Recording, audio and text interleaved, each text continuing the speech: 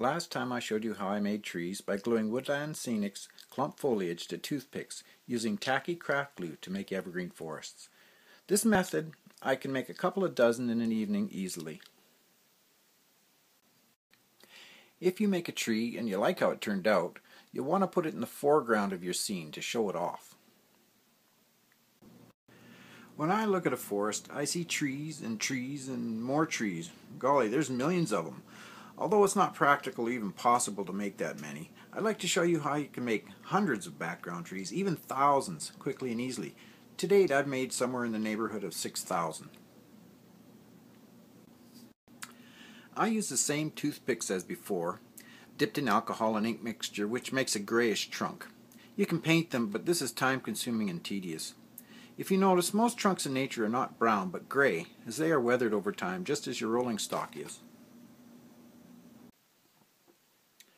I use the same glue as before, Crafter's Pick incredibly tacky all-purpose craft glue. I'm not going to tell you where I get it, because if I do, the next time I run out and I go to Michael's craft store to get more, they'll be sold out, won't they? I use 3 different colors of Woodland Scenics coarse turf.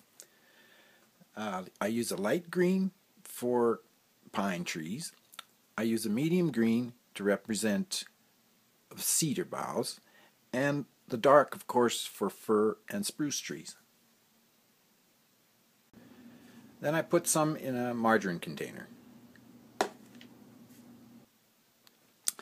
I'll take the toothpick, and instead of coating the entire thing with glue, I'll just put some on the very tip of it. Coat the tip of it.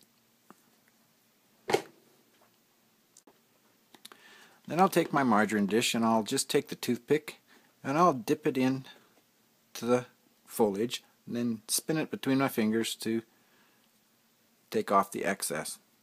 Stick it in the foam to dry. And that's it.